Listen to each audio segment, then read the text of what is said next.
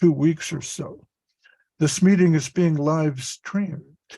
By staying in this meeting, you consent to being live streamed. Anyone with access can watch or share with others. Okay. Anyways, well, my computer's really slow. I'm trying to open a Google Doc document because I actually worked on my talk. But everybody's here, so. All right, so we're reading from the Prapanna Jivanamritam. And I'm here in Mexico. I see there's Rasananda Prabhu in Shochi and Leela Sundari Devi Dasi. I forget where she's coming. Where are you coming in from, Leela Sundari? Dandavat Mahayagi Prabhu. I'm from Georgia now. I'm in Georgia. When you say Georgia, you mean the former Soviet Republic, or do you mean in the United States? No, I mean Georgia that close by to Russia. Oh, okay. Because I've been to Georgia in the United States. It's a lovely, lovely place. They have alligators down there. And here's, yeah, it's strange. Here's Suvashini Kumar. Hare Krishna, good to see you. I see you came back from, how was your visit in Madras?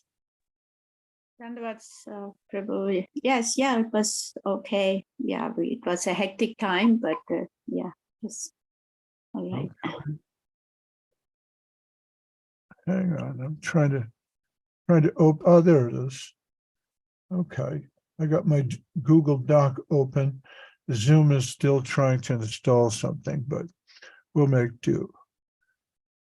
Yeah, it must have been nice to visit India, Suvashini. How is Kumar? He's okay. He's okay. It's just been another time also to India after that, and it's a bit hectic, but it's okay now. He's now back and carrying on with his work and everything. So, okay. And he has a lot of work, right? Yes, quite busy. Yeah. He's an anesthesiologist, right? Yeah, that's right. Yeah. Yeah. Which is interesting because everyone is in pain all the time. So his job is to take away the pain, which is an interesting thing to do. He takes away the pain of the world. And Narayani Nadia Devi Dasi from Ukraine, is that you? Can you say hello? Okay. And Kirtida, I think she's from South Africa, but I can't remember very well. Is that right, Kirtida? Are you in South Africa? Yeah, I don't know. Okay, and here's Marie Ugoric and Cedar Rapids. Can you hear me okay? Because Zoom is trying to upgrade my thing and my screen is doing that. Okay, Norway. Okay, I've never been to Norway. I preached in Sweden once. I had a friend of mine, Bhakti Abhay Narayan Maharaj. He was a friend of Goswami Maharaj. He had been Dwarkadish Brahmachari, and he published the first translation into Russian of the Bhagavad Gita. But his mother lived in Sweden. She lived in Norrköping. And so we drove, he picked me up at the airport in Frankfurt, and we drove from Frankfurt, Germany to Norrköping in one go. It was like 20 hours of driving. And he mostly did the driving because I don't have a European driver's license. So we went from Frankfurt up to Denmark, and then we crossed the ocean at Helsingør, which is where Hamlet's castle is located. And then from there drove up to Norrköping and then slept in his car until his mother woke up at about 10 o'clock in the morning. It was quite an adventure.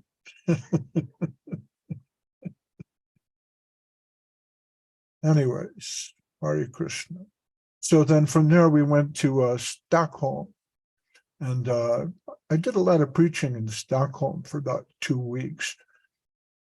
But that was a long time ago. That was about 30 years ago. I had just taken sannyas. Anyways, Scarlet Blom in Sweden. Maybe you know some of my old friends there. Well, let's get to our book. We're reading from the Prapanajivanamritam. And so this is talking about rejection of what's unfavorable, right? Or pratikulyas yavarjanam.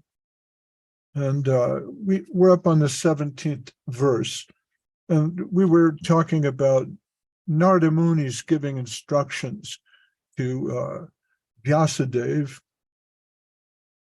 This is from the first canto of the Bhagavatam, and he says, Jamadi yoga sadhanasya varjaniyata.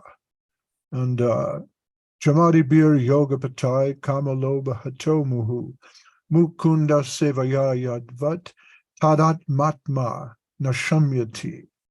The futility of sense control by yogic practice. That's the translation given here. The agitated mind, repeatedly taken captive by its enemy in the form of depravity rooted in lust and greed, is directly mastered by serving the Supreme Personality of Godhead, Mukunda.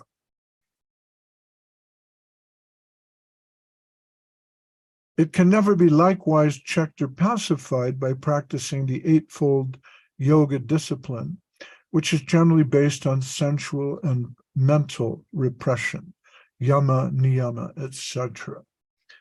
So this translation of the book, I think sometimes it makes us, it's a little bit obscure. That is to say, the meaning is not so clear, but the Sanskrit's pretty clear.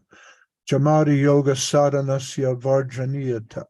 Srila Sridhar says, varjaniyata, this is not good for you. Jama adi, jama means rules, adi means and so on, or beginning with yama and so on. So the eightfold yoga path is yama, niyama, pranayam, pratyahara, asana, dharana, dhyana, and samadhi. So you're all familiar with asana, which is the different yogic postures. But in the 20th century and 21st century, mostly the yogic postures have been divorced from the real understanding of what the eightfold yoga path is. So I'm going to go to my notes here. So I translated this, the different rules of yoga practice, beginning with sense control and ending in samadhi, are not helpful in the long run. That would be something like what Srila Sridhar Maharaj is saying. I say not helpful in the long run. Varjanasya, it means it should be given up. So this is a very difficult verse. It's a hard nut to crack. It's a difficult pill to swallow. He's saying basically yoga is no good. And he quotes from Narada, the agitated mind. We read that. By yoga practice, in other words, one can control the senses and become free from lust and greed, but this will not satisfy the soul. Only devotional service to Krishna gives complete satisfaction to the soul. And then he goes on, just to sort of round out what we're talking about here. He quotes Prahlad Maharaj. This is a very famous verse. Tvat sakshat kara Nalada Vishurabdi Stitasyame Shukane Goshpadayante Brahmani Api Jagat Guru. He says, "O Guru of the universe, now that I can directly behold your divine form, I reside within the ocean of pure ecstasy, and all other pleasures, including the bliss of merging with Brahman, appear as insignificant as the water in a cow's hoof print." And Srila Sridhar Maharaj's comment on this is he says, eagerness for the bliss of Brahman must be known as unfavorable to devotion. And he continues in the same vein. He says, in fact, mukti sprihaya pratikulyam, the aspiration for liberation is particularly unfavorable. And he quotes Hanuman saying, I have no aspiration for that liberation which is meant to sever material bondage, and in which the relationship, you are master and I servant, is completely lost. And then again he continues, Sayuja mukti spriha odatyam eva bhakti seva bhagavato muktis tat padalanganam. The aspiration to become one with the absolute is nothing more than arrogance. Bhakti seva bhagavato, is the service of the Supreme Personality of Godhead. And mukti is overstepping that service. Who is the fool who hankers for liberation's throne, rejecting the servitorship of the Lord?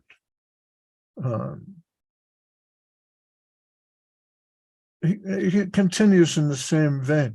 The astonishing indiscrimination and the aspiration for ultimate dissolution. Alas, my friend, my heart is simply astonished when I think of all those discriminating persons who aspire for self-extinction in perpetual indiscriminate absolution. So Srila Sridhar Maharaj called this the Samadhi fountain. And I found this on the on the internet the other day. This is Srila Sridhar Maharaj discussing the idea of samadhi.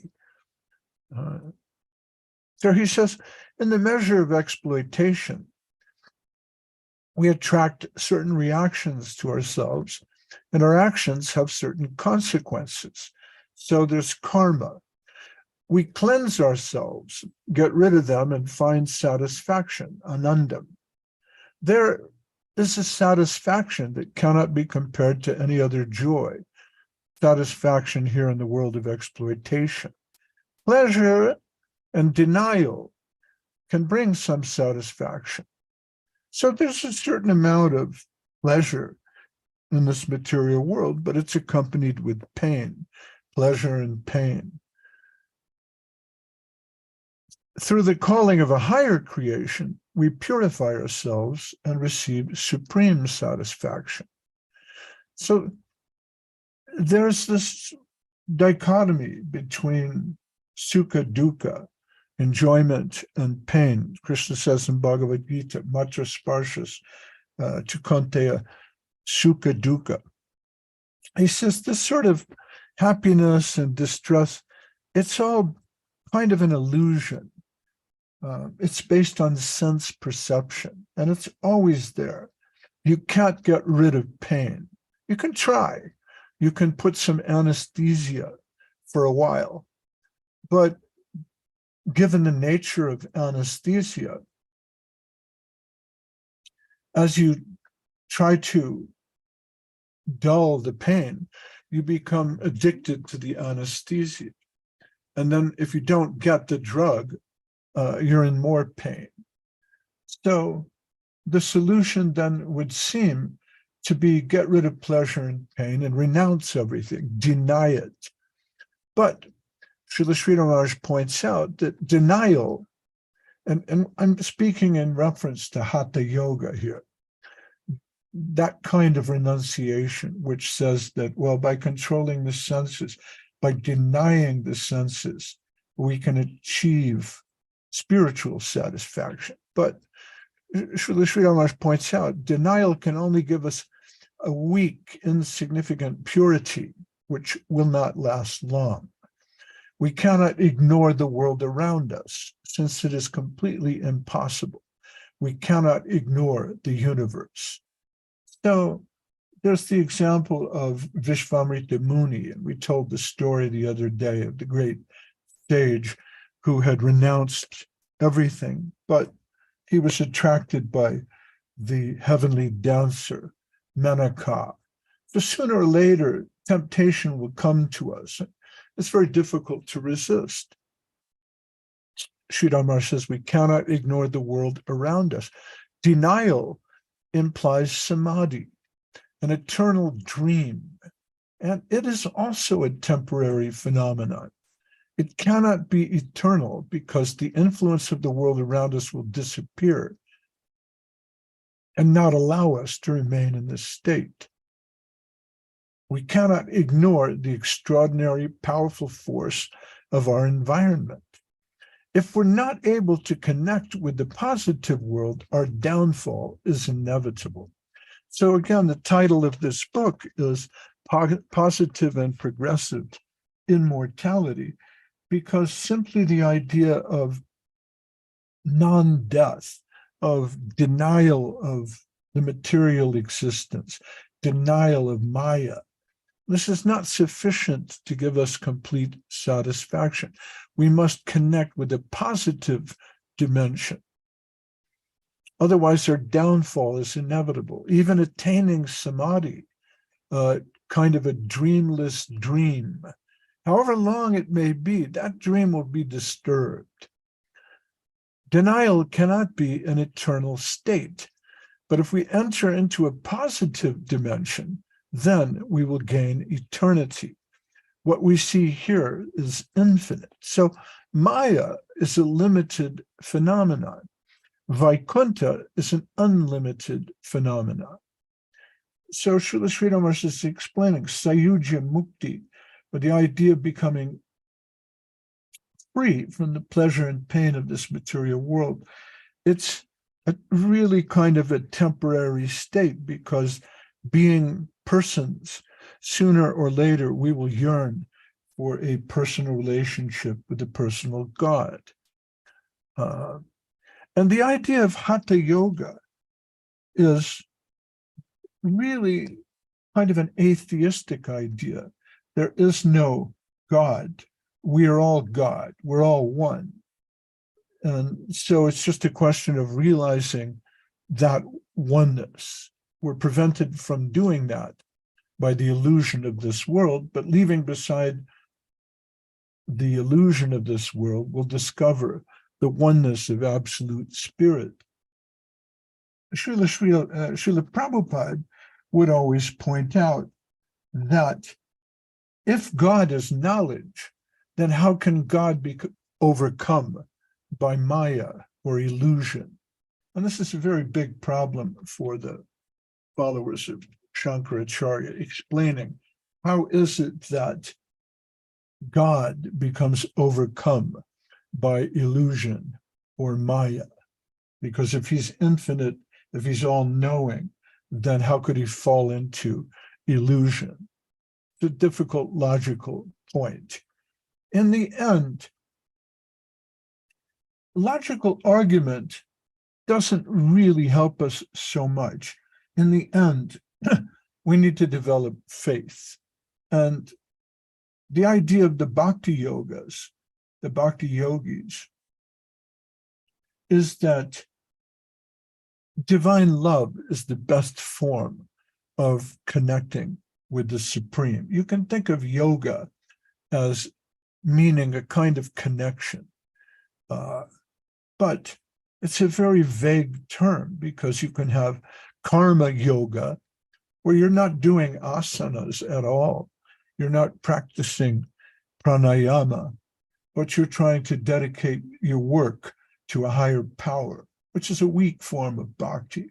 There's jnana yoga, where you may practice some pranayama. But your real interest is Atma Gyan, understanding the Atma. And that's fine, that's very spiritual, but it ends with understanding of the Atma. Above the Atma is the Paramatma, and above Paramatma is the Bhagavan conception. So we're concerned with the Bhagavan conception. So Srila Sridhar Maharaj, getting back to this discourse he gave, he said, Maya is a limited phenomenon. Vaikuntha is an unlimited phenomenon. All parts of Vaikuntha are eternal. However, there is a kind of lila in the form of zigzag movements.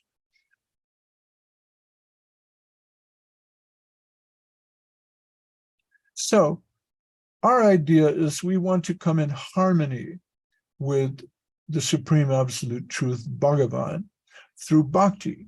And this is only possible through love.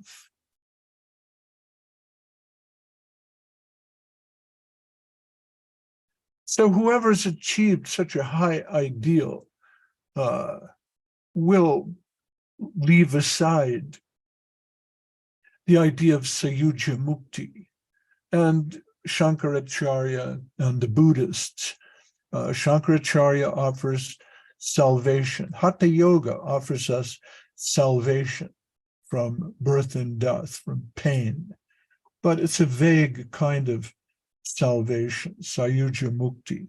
And in a way, you're, as Srila Sridhar Maharaj pointed out in Rapana Jivanamritam, you're trying to jump over the idea of bhakti so you yourself can be God, to merge with God. It's a very ambitious project, the idea that you too can become God.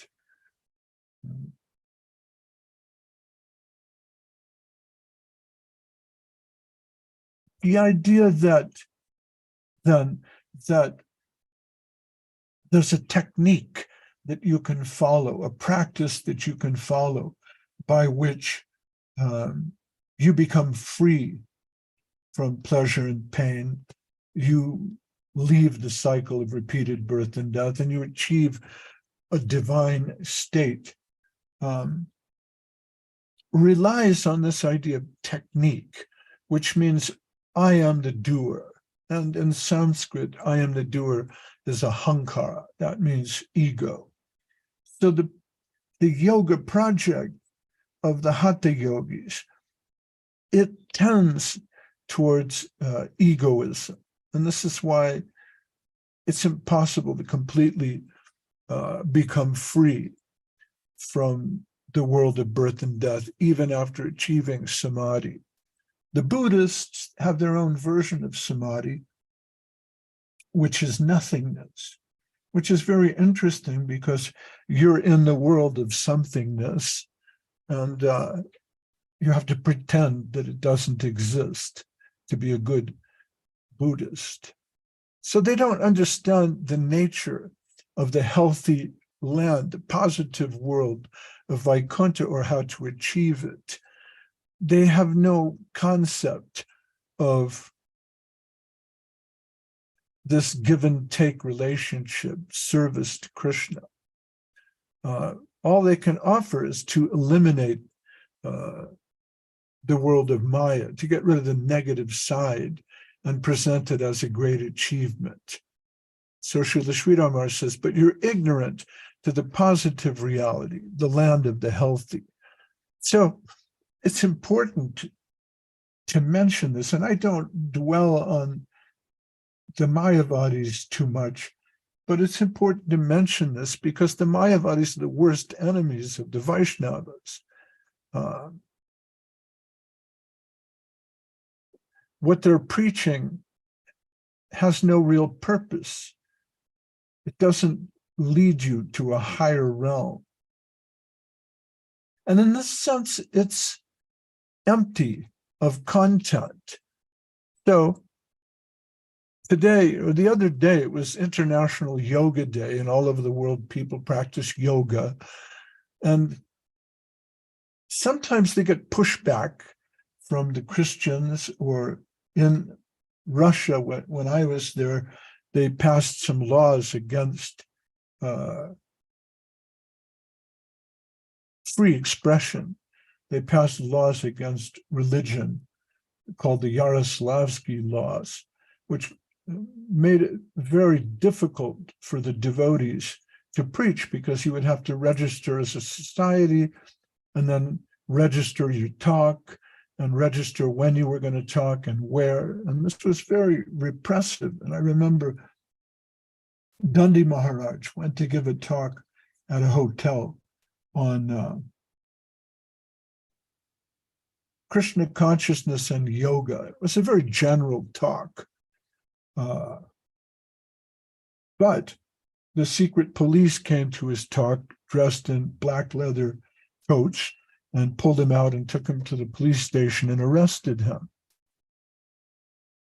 saying, well, you're promoting religion. And his defense was, well, yoga's not really religion. It doesn't really have a point of view. It doesn't promote any religion. It's neutral. And they more or less accepted that defense and let him go, because the Indian embassy stepped in. So the promoters of International Yoga Day they'll point out when they're criticized, no, yoga doesn't have any point of view. It doesn't promote any religion. It's completely neutral. And this sort of neutrality of yoga accounts in part for its great appeal. Anyone can practice yoga, Muslim, Christian, Buddhist, atheist. We're only teaching people to get in touch with their inner life force. But, and this is disingenuous, Dandi Maharaj used that for a legal defense, and that worked. But if you think about it, yoga as such, yeah, it doesn't really have a point of view. It's not really promoting any kind of religious entity. In that sense, it is sort of atheistic, it's agnostic.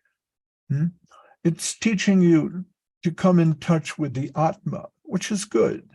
Yoga teaches us to become more flexible, to have a more supple back, firmer thighs, a really nice butt, less back pain, But I see a lot of ladies, even in our own society, who will take yoga class and then become experts and become yoga teachers. And they're constantly taking photos of their body, wearing practically no clothes, and advertising, you too can have a body like this. But I don't think that's really the purpose of yoga. They're teaching us that you can be more effective, more aggressive agents in the world of exploitation if you only spend a few minutes each week practicing yoga. So your job is stressful, it's very difficult.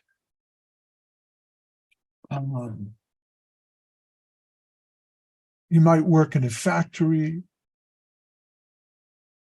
You might have a terrible job that you hate, but if you practice yoga a few minutes every day, you'll feel better about that terrible job so that you can go on exploiting people. Is that really the purpose of yoga? So this point, it's an interesting point, and I don't want to dwell on it too much, but that seems to be the verse we're looking at. Yoga doesn't, as such, hatha yoga is what I'm talking about. It doesn't promote any particular religion or spiritual point of view. So that's seen as a good thing. But what we know today as hatha yoga really flows from the yoga lectures and teachings of Swami Vivekananda, who at the Chicago World's Fair in 1898 began teaching. And he said, Patanjali offers no particular system for achieving anything. There's basic systems of philosophy in India like Sankhya, Yoga, Vedanta. But what yoga is aiming at is stillness or understanding the self. So they say yoga is about spiritual realization, but what is spiritual supposed to mean? The modern yoga schools really do their best to obscure any kind of spirituality. They marginalize the idea of spirituality to the point where it loses all meaning. So it's spiritual to avoid eating tuna to save the dolphins. It's spiritual to hunt deer with automatic weapons because you're staying in touch with nature, and hunting is a Kshatriya activity. LSD, magic mushrooms, are spiritual because they help you to break on through to the other side. Sex, of course, is spiritual. Drugs are spiritual. Money and power are spiritual. So when practicing this kind of hatha yoga, people really lose sight of any sort of spiritual goals by making everything spiritual. Now, the other thing that comes up with the yoga people or the hatha yoga people is this idea of oneness. And the devotees, we're often criticized because we believe in something, because we have an ideal, because we worship a personal God. And Shankaracharya's idea of oneness, on the other hand, it seems to be ecumenical. It's non-sectarian. Anybody can practice yoga. You don't have to be Muslim, a Christian, a Hindu. Anyone can do it because it's universal oneness that we're aiming at. So this is non-sectarian. And we're taught that to be non-sectarian is a great value. But here's the thing. Agnosticism is also a point of view. To claim that agnosticism is best because it's non-sectarian, it's also a form of sectarianism. It's a point of view. To say that no point of view is better than having a point of view, it's just a different kind of word jugglery or sophism. You see what I mean? So in the West, we promote yoga as a health system. And that's good. It's good to be healthy. To say that it's void of meaning, this is typical of the Western consumerist society because we like to make everything into a product or a technique. And yoga is both. It's a product, it's a service, it's a technique. And if you can make it voidist or free from any meaning, that's great. That's just what we need. It turns it into a sort of a vanilla version of something from India.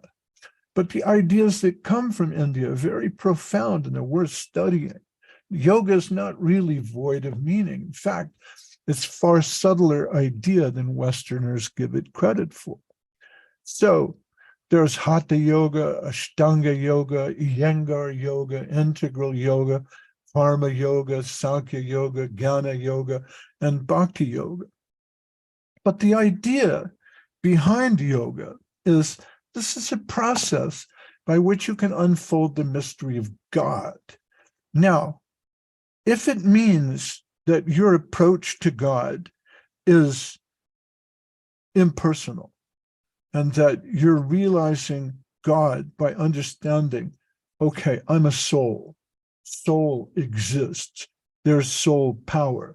The soul in Sanskrit is called the Atma. The Atma is everywhere. All right, that's great. That's a wonderful thing. We don't deny that. We simply say, this is not the highest level of self-realization. On a higher level, you should be able to see God everywhere and God in everything, and that's called the Paramatma.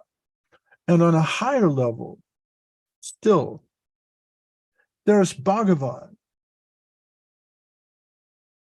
Brahmeti, the Bhagavatam says, Brahmeti Paramatmeti Bhagavan iti Shabdyate. The Supreme Absolute Truth is referred to in different ways. It's seen from different angles. So you can see spiritual energy, or you can see something's directing that spiritual energy. There's a higher power, Paramatma, or you can see that higher power has a personal aspect, Krishna. And that's what we're interested in.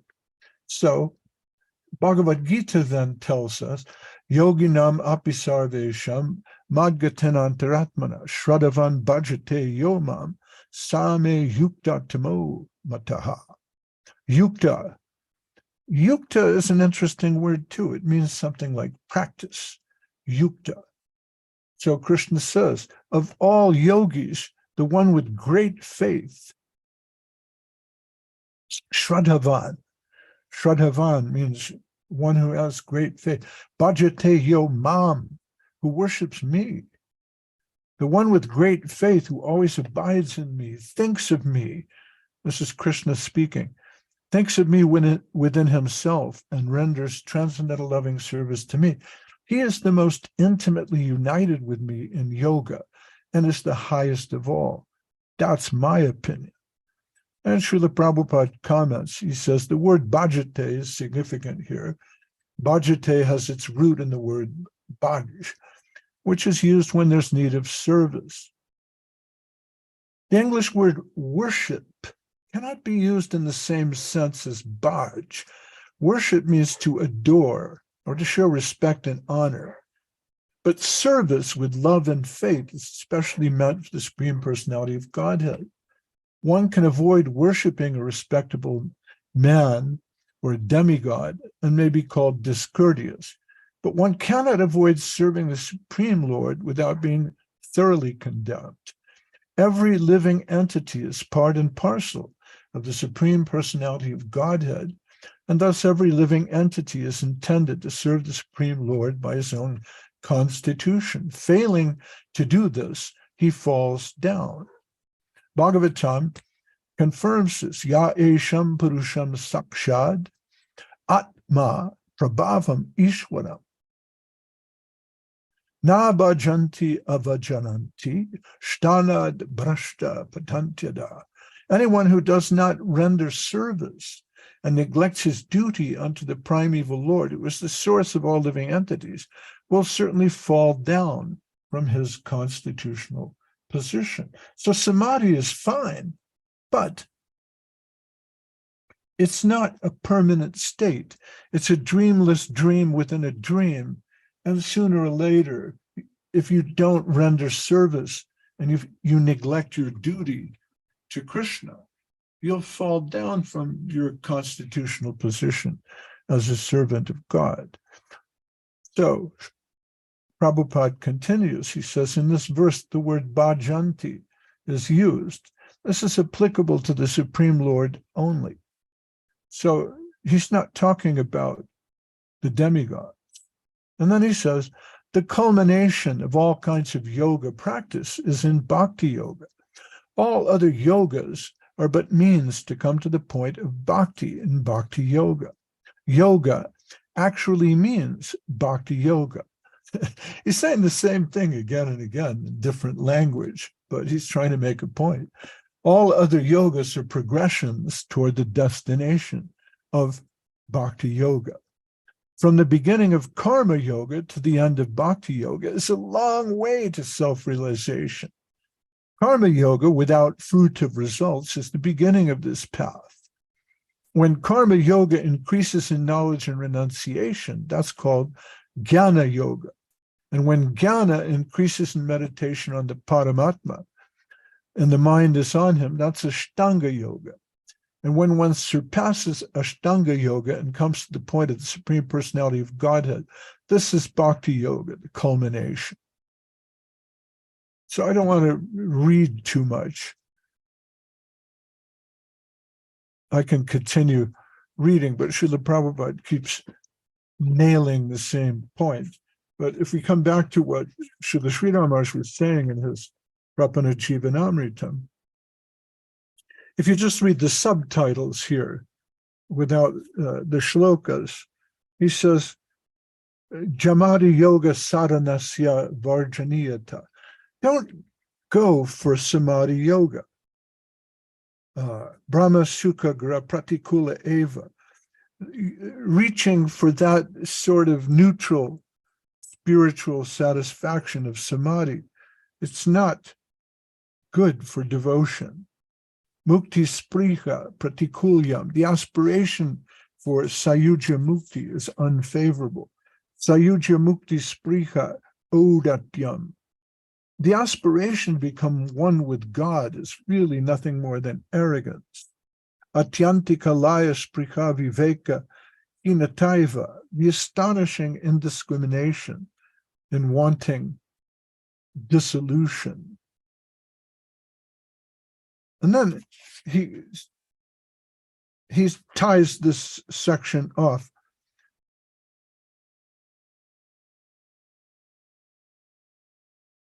Mukter Bhakti Dasya Vansha Bhaktis Chatat Sangam Malinya Shanka. He has a verse here it says Kasya Chit. Liberation prays to become devotion's maidservant, and devotion apprehends the impurity of liberation's association.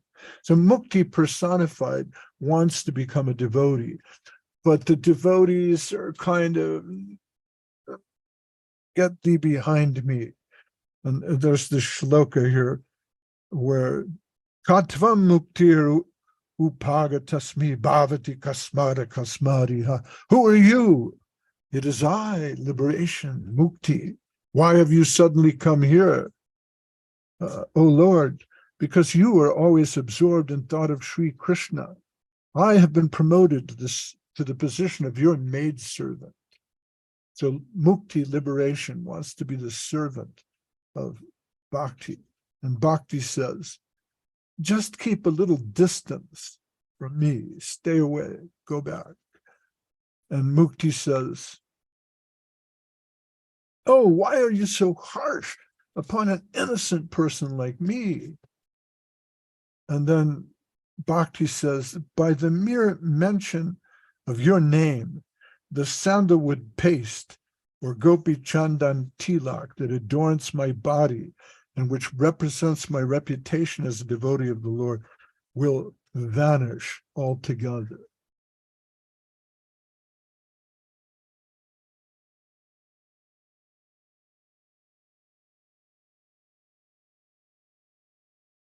So that concludes that particular section of the Prapana Jivanamrita, where Srila Sridhar Maharaj is saying, this liberation, the idea of oneness, this is not a devotee thing. It's not for the bhaktas. If you want a little bit of that, well, who's to stop you? You know, we're not saying this is a sin. Srila Sridhar Maharaj is not preaching hell hot and sin black, but he's saying, here's what's favorable for Krishna Bhakti, if you're interested in Krishna Bhakti. And these other things, they're really not so favorable. So be careful with that. In fact, it's best if you leave that aside. And that concludes my remarks on the Prapana Jivanamrita. We're going through this book here by Srila Sridhar Maharaj. I read the other day, Govinda Maharaj said something interesting. He said, well, you can read this book every day. And someone asked him, well, but what about the Bhagavad Gita? Can't we read that every day? And he said, yes, Bhagavad Gita is another good book for reading every day. He said, but there are some things in Bhagavad Gita which are not really so much about bhakti. On the other hand, every word in the Prapanajivanamritam is saturated with bhakti and the idea of surrender. So it's a more powerful, more concentrated kind of medicine. Whereas Bhagavad Gita is the perfect book. You can, of course, you can read that every day. But where it's talking about the battle and Dronacharya aligning the military forces and so on, maybe that's not a direct reference to something Krishna conscious. Whereas Prapanajivanamritam, Srila Sridhar is pouring out his heart and soul. This is really what we're interested in. This is Krishna Bhakti. So that's my humble attempt to try to share that with all of you. And as always, I thank the devotees. Does anybody have, it's nice to have questions because otherwise, you know, I don't know if we're on the same page, if we're really discussing the same thing, you know.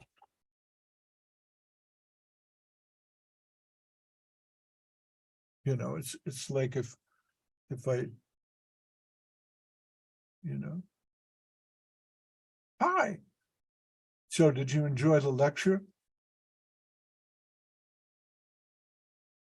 It was okay. I was falling asleep, you know. It's nice to get a little feedback from my friends, but I assume if you're tuning in, if you're going to the trouble to sit there for an hour and listen to that, I must be doing something right. So Srila Sridhar Maharaj is not saying don't ever practice Hatha Yoga. Don't do it. You know, he's not really saying that because I know for a fact, especially in his old age, he did a little pranayama, you know, breathing exercises, like you breathe in here and you breathe out there, kind of a thing. That's one form. There's all different pranayama exercises. It's interesting because I don't know if you know this or if you paid attention, but only one of your nostrils is working at any given point in time. Try it and you'll see. You don't believe me, but it's because you never thought about it. You have two, so you figure they're both working at the same time. You really notice that when you have a cold, though, because one of your nostrils will be completely stuffed up and the other one will be working. So the idea of doing this is to get both nostrils working at the same time. It's, you know, balancing your prana. Yama, of course, means rule, and prana is your life air. You're balancing your life air. Now, it doesn't mean that one of your nostrils stops working entirely. It means one is predominant. When you breathe, you're mostly breathing with one, and then about 10 minutes later, you switch off to the other one. They go back and forth. Strange. It's like right brain, left brain. You know, we have a comment. Oh boy, oh, there's stuff in the chat here. Yes. Difference between non-sectarianism and omnism. I've never heard of omnism, but om means everything. Everythingism. Yeah, so oneness and nothingness, Buddhism and Shankara. Non-sectarianism recognizes that similar practices can serve similar purposes across traditions. Omnism says that all traditions are the same. The first is often true, the second is false. Yeah, it's a stretch to say that all traditions are the same. It's really a stretch. You can say many traditions are similar, and aim at a similar idea. And that's less of a stretch. So non-sectarianism means there's one God, you're a Jew, I'm a Muslim, I'm a Christian, but we're not going to kill each other because we understand there's one God behind all this. And, you know, you go to your temple, you go to your mosque, I'll go to my church, I'll chant the holy name. It's not all one exactly because there are differences between these different traditions, but we're kind of aiming at the same thing, so there's no point at having a war. Whereas it's much more extreme to say it's all one. And there are people like Joseph Campbell is interesting because he'll say, well, there's the mono myth. All myth is really the same myth. It's all about the hero. The hero goes on his journey. He meets his nemesis, you know, but it's not. I had an idea. In Mexico, we have pyramids. And I had this idea, look, there's pyramids in Egypt. There's pyramids in Thailand. There's pyramids in Mexico. What if there was one great culture thousands of years ago that established pyramids all over the world? And I looked into that, I studied this, but my conclusion was and is probably not. It's not so easy. It's probably true that, you know, a pyramid is an architectural form, especially the step pyramid. It involves, you know, stacking one thing on top of the next. And it's kind of a convenient way to make a great edifice, especially in Neolithic cultures. But it doesn't mean necessarily that the Mexicans sailed over to Thailand and Thai people sailed over to India and they went over to Egypt, or that there were extraterrestrials who just beamed that down from their spaceships. Those are beautiful, funny ideas, you know, but I've been looking into that since I was about 11 years old. Seriously, I'm not joking. I read books on pyramids, UFOs, extraterrestrials, beginning in like 1965, because my grandfather was interested in that. And he had a huge library. But my conclusion after 55 years of studying that is it's very hard to explain, but maybe not. Maybe Quetzalcoatl of Mexico and Anantasheshe of India and the dragon forms that you see in China and Thailand that are like, you know, Makara figures. Maybe they all have something in common because there was a great civilization, or, you know, maybe the people in the Aztecs really were sort of cannibals. And there's no connection at all. I tried for a grant with some big corporation that were offering grants to study that, but it was unsuccessful. It's just not acceptable archaeology. But so the idea of omnism, right? That it's all one. Yeah, they're all aiming at the same thing. And they're really one. It's a bit of a stretch. On the other hand, you can take the analysis given by philosophers in India thousands of years ago, and you can apply that to comparative religion across the spectrum, and you can see, well, you know, some religions are more karmic. They believe if you do something for God, you'll get something back. And others are more mystical and yogic or Gyanik. They're more interested in knowledge of the Atma. And others have more to do with, you know, the divine love. And Scarlet Bloom says, I have been looking and searching for real guidance since I was 11 years old. Yeah, so many of the devotees here, they're old souls, you know, they come from a long line of different incarnations and avatars where they were searching and they found something. And then in this life, they rekindled that interest. And since they were 11 years old, they were into, you know, yoga, mandalas, the Atma, Hare Krishna. I first met the devotees when I was about 15. There was a play about hippies. It was called Hair, and it was considered to be a very revolutionary play, because at the end of the play, all the actors come out on stage naked, and they make like a human pyramid, and they chant Hare Krishna. So I was 15 years old. I was shocked. Wow, what's that? Woo, those girls are beautiful. What is this Hare Krishna?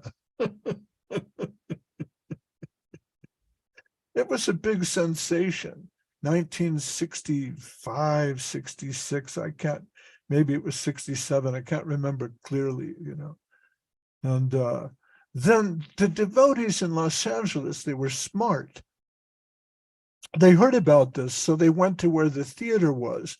And as the people are coming out of the theater, they're putting on a kirtan. So the same Hare Krishna you heard in the theater, wow, who are these guys? These are the real guys. They have their heads shaved. They're wearing dhotis and kirtan. They have incense. They're waving the incense. They've got drums, kartals. And what's this book? And they gave me a Bhagavad Gita, the original Macmillan edition. They gave me a Back to Godhead magazine. And I thought Back to Godhead magazine, this is from another world, you know, and they had it said, knowledge is light, ignorance is nescience. Don't stay in the darkness, come to the light. That was the lema. Asat Gamayo, I forget mantra. It's a Vedic mantra. Don't stay in the darkness, come to the light. And I thought, wow, this is cool. I want more. And started reading the Bhagavad Gita. And I'm still reading the Bhagavad Gita today. So, but Srila Sridhar Maharaj, Govinda Maharaj, he said, this Bhagavad Gita is for every day, you know, but Prapanajivanam, that's for giving your soul some medicine every day. Like me on Monday, Tuesday, and Wednesday, sometimes I'm thinking, how can I do this? How can they want me to go on a camera and talk about Prapanajivanamrita. Who am I? You know, what gives me the right? But after I talk to you, oh, I feel better for another week. So once again, I thank Jadu Gopal, Abhiram, Vaishnava Das, Ananta Shesh in Spain, Donna K, Narayani Nadia, Kirtida Didi, Rasananda Prabhu. Good luck to you, Hare Krishna. Keep the faith. Srila Sridhar Maharaj, he had all these things he used to repeat to us again and again, like, don't forget this. He would give a lot of arguments, you know, but he would say, Om, a big yes. What does Om mean? Om means it is. What you're looking for, it is. It does exist. Why Om? Because when I was in Petersburg, a woman, scientist, she said, well, I talk to the universe, but the universe doesn't talk to me. The universe doesn't talk back. And I said, yes, it does. You're not listening. Haven't you heard the Om? listen, you'll hear it now. And in the background of the universe, you can hear, oh. So what's the meaning of that? You know, and you can get into akara, ukara, makara, and all the representations, you know. But in a word, it means yes. It is. That's what that om means. Yes, it is. What you're looking for, it is. Anyways, I see Scarlett has her hand up. Yes, thank you very, very much for today. May I ask if there will be any recording on YouTube that I can repeat seeing it again, today's class? That's a very good question. Let me ask my dear friend and colleague, Brajasundari. See, I forget that I'm a teacher, so I do this kind of as a class, and I forget you're supposed to go, and don't forget to subscribe to the link, you know, or whatever that is. I don't do that because I'm not collecting money for this. This is a non-commercial broadcast. It looks like we lost Brajasundari. She disappeared from the screen. But yes, Scarlett, in answer to your question, yeah, it's on YouTube at Bhakti Online. I don't know if it's bhakti.ru. Someone else can tell me. I don't know. But I should put the link in the chat. There you go. Scarlett, I don't know if you can see it's over. Oh, this is a mirror image. It's over that way. There she is. She's back. Yeah. Why don't you tell us where we can see this online, Brajasundari? I don't want to go over. It's after 10 o'clock.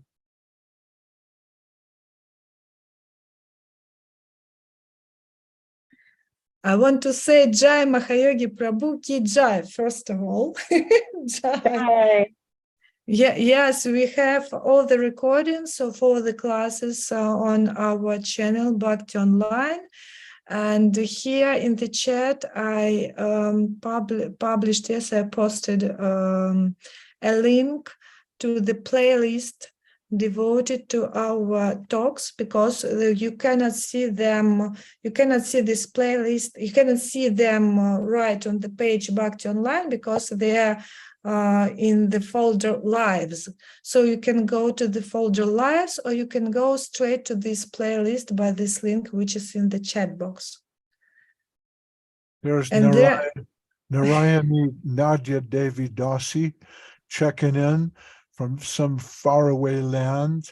And yeah, we did something like, I don't know, 80, I have no idea what the number is, but we did the entire Bhagavad Gita from beginning to end, and that's also on Bhakti Online.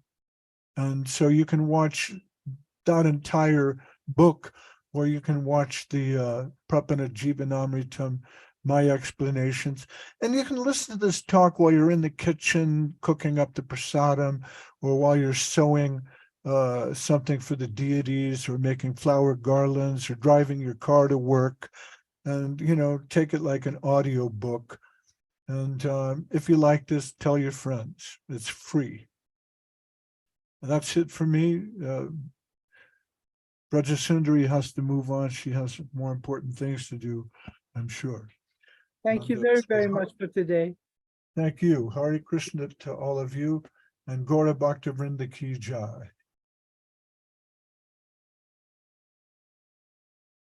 yes, thank you everyone for joining us. We are waiting for you next week. Here, please make copy make copy and pass somewhere from the chat box of the link.